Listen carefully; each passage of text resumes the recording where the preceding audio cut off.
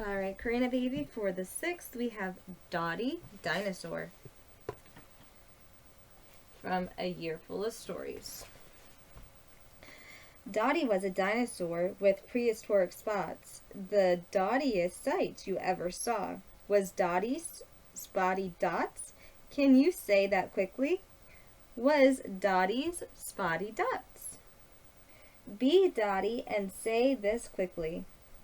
Dotty was a dinosaur with prehistoric spots. The dottiest sight you ever saw. Was Dotty's spots dots? You can say that quickly. Alright. So see the purple dinosaur? There's Dotty. Alright, baby. Yesterday was purple still skin. Today is the golden-headed fish. Once upon a time, there lived in Egypt a king who has lost his sight from a bad illness. Of course, he was very unhappy and became more so as months passed and all the best doctors in the land were unable to cure him.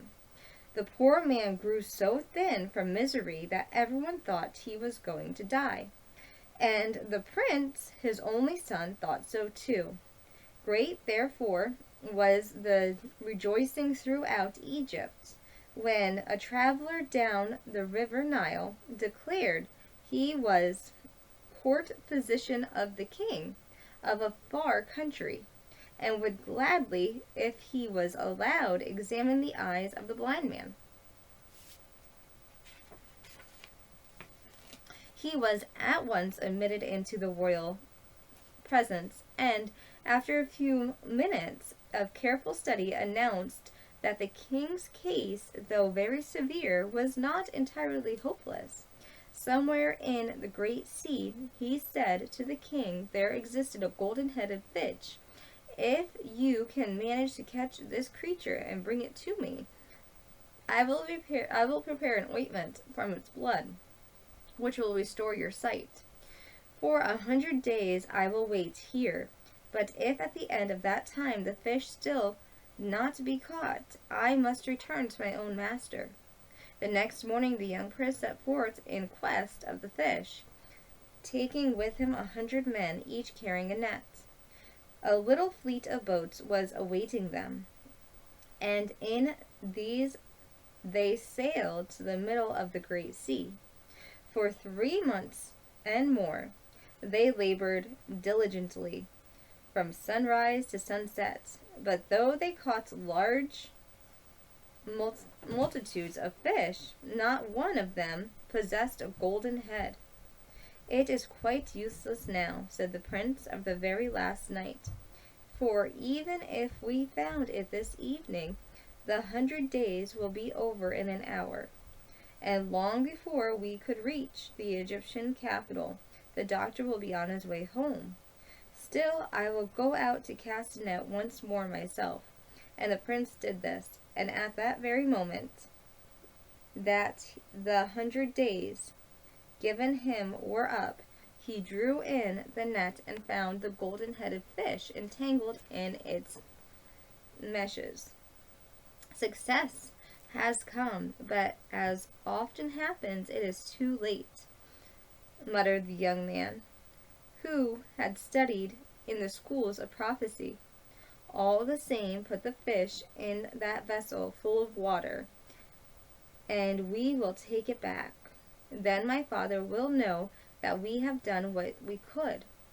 But when he drew near the fish, it looked up at him with a piteous eyes that he could not make up his mind to condemn it to death. For he knew well that though the doctor of his own country were ignorant of the secrets of the ointments, they would do everything in their power to extract something from the fish's blood.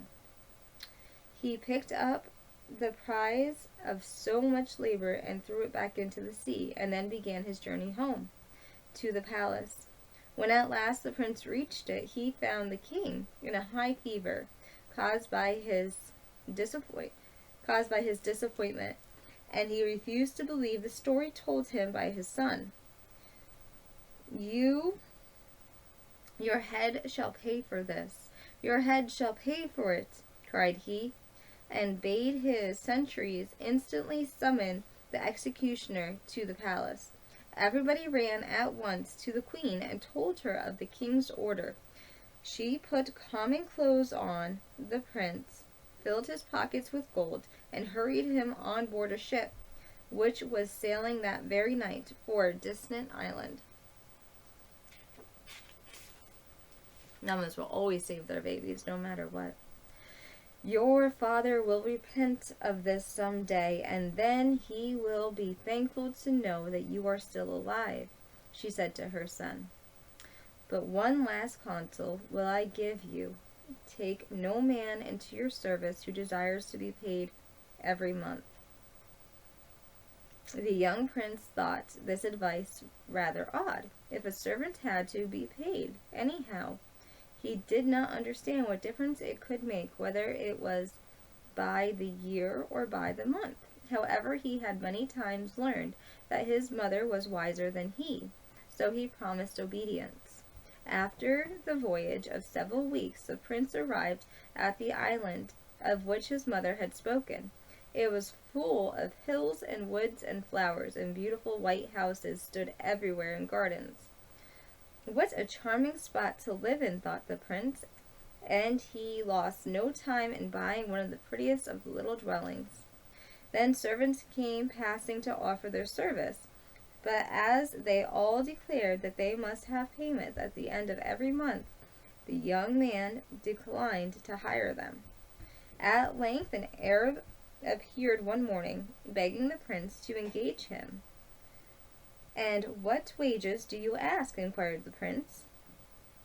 When he questioned the newcomer and found him suitable, "I do not want money," answered the Arab. "At the end of the year you can see what my services are worth, and you can pay me in whatever way you like." The young man was pleased and took the Arab for his servant. Now, although no one could have guessed it from the looks of the part of the island where the prince had landed, the other side was a complete desert, owing to the revenges of the horrible sea monster which devoured all the corn and cattle. The governor had sent bands of soldiers to lie in wait of the creature in order to kill it, but somehow none ever happened to be awake at the moment that the revenge was committed. It was in vain that the sleepy soldiers had been punished severely. The same thing invariably occurred next time a group went to watch. At last, hordes went throughout the island to offer a great reward to the man who could slay the sea beast. As soon as the Arab heard the news, he went straight to the governor's palace. "If my master can succeed in killing the monster, what reward will you give him?" asked he. "My daughter, and anything besides that he chooses," answered the governor. The Arab shook his head. "Give him your daughter and keep your wealth," said he, "but henceforth let her share in your grains, whatever they are." "It is well," replied the governor, and ordered a deed to be prepared, which was signed by both of the men. That night the Arab stole down to the shore to watch, but before setting out he had rubbed himself with the oil which makes his skin smart so boldly that there was no chance of going to sleep, as the soldiers had done. Then he hid himself behind a large rock, and waited. By and by a swell seemed to rise on the water, and after a few minutes a hideous monster, part bird and part beast and part serpent, stepped noiselessly onto the rocks. It walked stealthily up towards the fields, but the Arab was ready for it, and when it passed, plunged his dagger into the soft flesh behind one's ear. The creature staggered, gave a loud cry. A hideous monster, part bird, part beast, and part serpent, stepped noiselessly onto the rocks. It walked stealthily up towards the field. Oh, but the Arab was ready for it, and when it passed, plunged his dagger into the soft flesh behind his ear. The creature staggered, gave a loud cry, and then rolled over dead. The Arab waited for a little while in order to make sure there was no life left in his enemy. Since the huge body remained quite still, he quit his hiding place and cut off its ears. Those he carried to his master, bidding him show them to the governor, and declared that he himself, no other, had killed the monster. But it was you, and not I, who slew him, objected the prince. Never mind, do what I bid you. I have a reason for it, answered the Arab, and although the young man did not like taking credit for what he had not done, he finally gave in.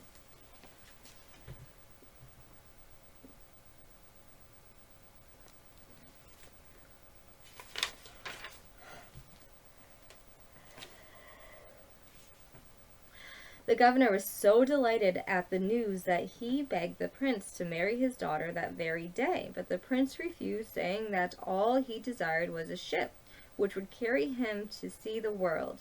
Of course, this was granted him at once, and when he and his faithful Arab embarked, they found heaped up in the vessel stores of diamonds and many other precious stones, which the grateful governor had placed there for him. So they sailed, and they sailed, and they sailed, and at length they reached the shores of the great kingdom, leaving the prince on board. The Arab went into town to find out what sort of place it was.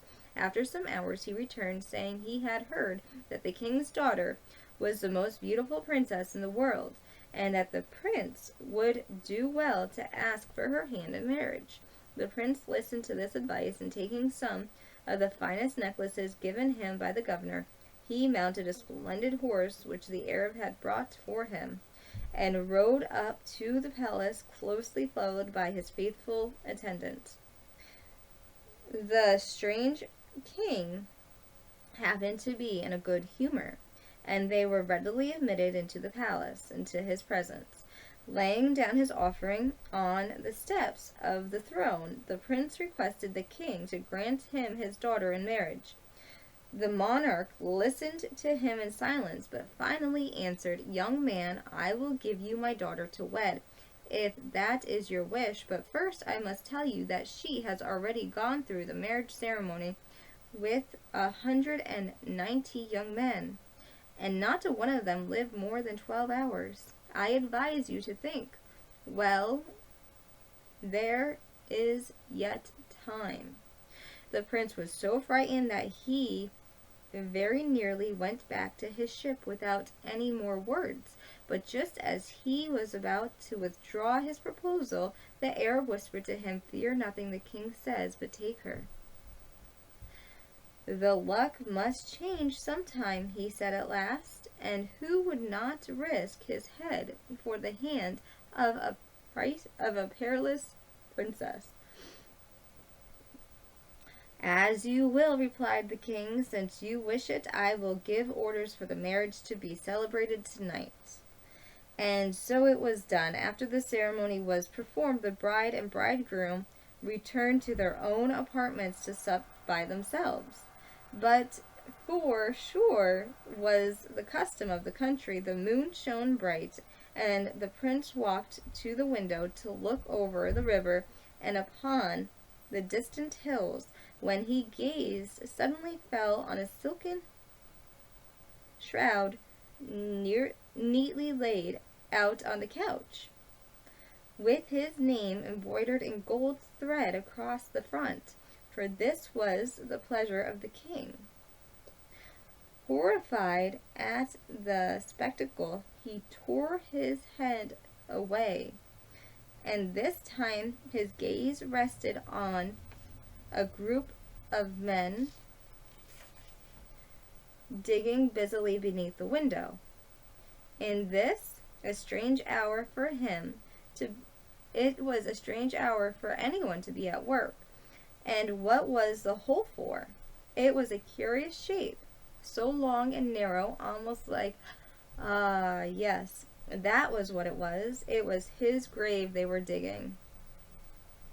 The shock of the discovery rendered him speechless, yet he stood, fascinated and unable to move. At this moment, a small black snake darted from the mouth of the princess, who was seated at the table, and wiggled quickly towards him, but the Arab had hidden himself in the room and was secretly watching for something of the sort to happen. Seizing the serpent with a pair of pincers he had been holding in his left hand, he cut off the head with a sharp dagger. The king could hardly believe his eyes when early the next morning his new son-in-law carved an audience with his majesty. "What, you?" he cried as the young man entered his presence. "Yes, I. Why not?" asked the bridegroom, who thought it best to pretend not to know anything that had occurred. "You remember I told you that the luck must turn at last. And so it has, but I came to ask whether you would be so kind as to bid the gardeners fill up the great hole right beneath my window. It spoils the view." "Oh, certainly, yes, of course, it shall be done," summoned the king. "Is there anything else?" "No, nothing, thank you," replied the prince, as he bowed and withdrew. Now, from the moment the Arab cut off the snake's head, the spell of enchantment, whatever it was, seemed to have been taken off the princess, and she lived very happily with her husband. The days passed swiftly in hunting in the forest and sailing on the broad river that flowed past the palace. And when night fell, she would sing to her harp, or the prince would tell tales of his own country. One evening a man in strange garb, with a face burned brown by the sun, arrived at court. He asked to see the bridegroom, and falling on his face before the prince, announced that he was the messenger sent by the Queen of Egypt, proclaiming him king of succession to his father, who was dead. "Her Majesty begs you to set forth without delay, and your bride also, as the affairs of the kingdom are somewhat in disorder," ended the messenger. Then the young man hastened to ask the audience with his father-in-law, who was delighted to find that his daughter's husband was not merely a governor of a province, and he had supposed by the king of a powerful country. He at once ordered a splendid ship to be made ready for the young couple, and in a week's time rode down to the harbor to bid farewell to the new ruler and his bride. In spite of her grief for the dead king, the queen was overjoyed to welcome her son home, and commanded the palace to be hung with colorful banners to honor his bride. The people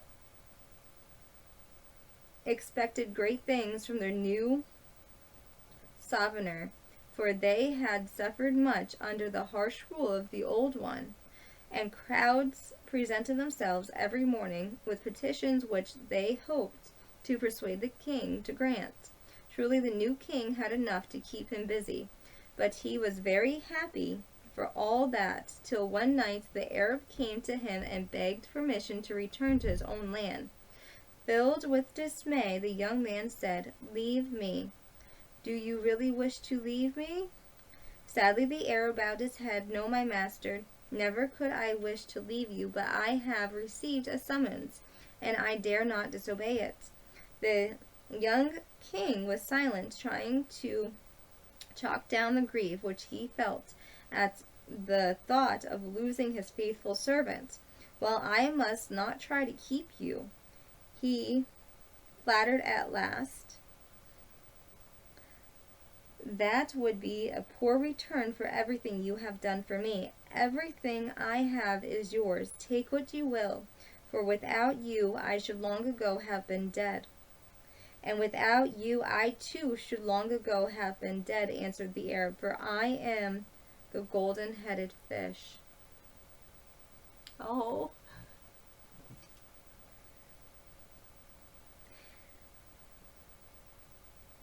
So, what did we learn? The Egyptian saved the golden-headed fish, and the golden-headed fish became the Arab that served him for many years and saved his life. Okay, baby cake. Smart is going to be Hansel and Gretel.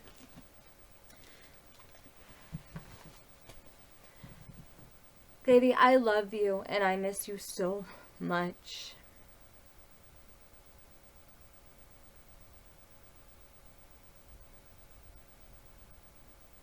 I can't wait to see you, honey. Let's do Lila Tove. Lila Tove, then good night to you. Lila Tove, may your dreams come true. We sing Lila Tove, may Israel protect you throughout the night until we reach the morning light. Things might not be okay for right now, but they eventually will be, honey, I promise. They eventually will be. It's gonna be okay. I love you, and I miss you, and I can't wait to see you.